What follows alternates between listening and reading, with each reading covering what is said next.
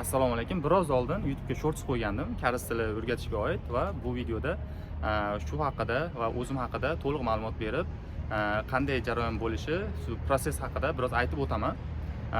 Birinchi o'zim haqimda tanishtirib o'taman. Ismim Muhammad Solih. Birinchi bor Koreyaga 2017-yil kelganman va albatta hamma qatori ingliz tili yo'nalishida topshirib, koreys tilini o'rganmay kelganman. Bu meni albatta xatoyim bo'lgan desam ham bo'ladi, chunki keliboq ish bilmaganlar bilasizlar, tekpeda yoki qiyinroq ishlarga ketadi. Menda ham shunday bo'lgan.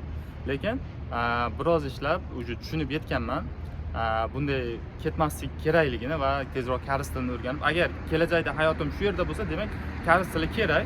Chunki shaxsan o'zim masalan 4 yil, 5 yil, 6 yil yurib koreys tilini bilmaslik men uchun masalan uyat deb bilaman. Shuning uchun o'rganganman va muloqot qila olaman bemalol. Xullas 2017da birinchi bor kelgan bo'lsam, 2019da 2 yildan keyin topik 4 levelni olganman. Undan keyin sal yaxshiroq, osonroq ishga kirib ishlab, keyin 2021-yilda bakalavrni bitirgan bo'lsam, undan keyin Chungnam National University Daejeonda bor, bilsanglar, o'sha yerga International Trade ga topshirganman va International Trade faqat koreys tilida o'tiladi. Va u yerga kirish uchun kamida topik 4 kerak va u menda bor edi. Kirganman va birinchi semestr juda qiyin bo'lgan va menga bitta juda zo'r saboq bo'lgan. Ham o'sha darslar davomida meni koreys tilim yanada mustahkam qilishga harakat qilganman va qilganman. O'sha paytda KIP ni ham olib, KIP ni ham tugatib, hozirda KIP 5 va topik 4 bor. Albatta topikni 6 qilish kerak, bunday maqsadim bor. Endi undan keyin bakalavrda magistraturani tugatgandan keyin Hyundai Corporation Groupga, bilasizlar, katta kompaniya, u yerda 3 oy internship qilib, hozirda Suwondagi mashina eksport qiladigan kompaniyada sales manager bo'lib ishlab kelmoqdaman. Bu kurs, endi kursga keladigan bo'lsak, asosan boshida ko'p student olmoqchi emasman. Sababi hozir menga natija kerak, sizlarga ham natija kerak.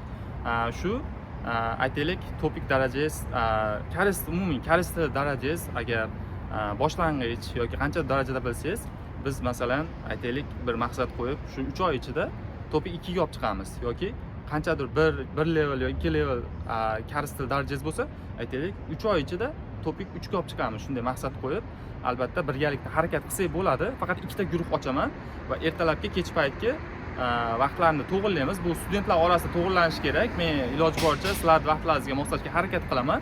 Faqat ertalab yoki kech payt va shanba yakshanba kuni asosan biz testlar yetishga harakat qilamiz. Qo'shimcha darslar o'taman va o'shunda mutlaqo koreys tili общий biz hafta kunlarda o'tganlarimizni yana bir bor takrorlaymizda va umumiy haqiqiy testlar yetishga harakat qilamiz. Chunki albatta test ham yetish kerak. Birgalikda u proses qanday bo'lishini, xuddi masalan O'zbekistonda IELTS qanday qilib kelgan bo'lsanglar, bunda ham deyarli o'sha struktura deyarli bir xil, lekin bizning yutug'imiz hozir bu yerda atrofimizda koreyslar yoki umumiy environment shu koreys tili. Shuning uchun bu bizning yutug'imiz deyman va agar sizlarda qiziqish bo'lsa, albatta shu Telegram kommentda yoki Telegramga o'tib yoki o'sha YouTube'da o'zini kommentda yozsanglar, xullas albatta javob berishga harakat qilaman. Va bundan tashqari endi iloji bo'lsa shu YouTube kanalimga ham qisqa videolar, koreys tiliga oid videolar qo'yib boraman. Bundan oldin albatta o'quvchilar bilan birgalikda o'quvchilarimga birinchi share qilib, undan keyin YouTube'ga ham qo'yib birgalikda qilib boramiz. Albatta hammamiz natijani xohlaymiz va qisqa muddatda natija qilish bizga ikkalamizga ham kerak. Men o'zim uchun ham, sizlar uchun ham. Chunki bilasizlar, agar O'zbekistondan bu yoqqa kelgan bo'lsanglar, vaqt juda tez o'tadi. O'sha 3 oy bu qisqa muddat, juda ham qisqa muddat, juda tez o'tib ketadi. Lekin albatta masalan aytaylik 2026 bo'lsa, 2027da ham o'sha bir xil odam bo'lsanglar, hech narsada o'smagan bo'lsanglar, biroz achinarli holat bo'ladi. Shuning uchun iloji boricha agar faqat koreys tili emas, boshqa qandaydir maqsad qo'ysanglar, albatta sizlarni bir pog'ona teparoqqa olib chiqsa, bu albatta yaxshi.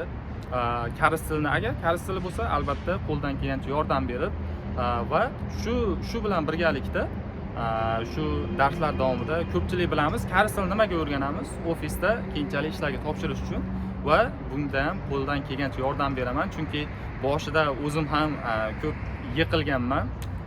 Bilasizlar, hali tili kuygan sovuq choyni ham уже puflab ichadi. Shuning uchun qo'ldan kelgancha yordam berib, agar qiziqish bo'lsa, albatta menga bog'laninglar va birgalikda koreys tili to'piyni olib, zo'r ishlarga joylashishga harakat qilamiz. Hammaga e'tibor uchun kattakon rahmat. Sog' bo'linglar.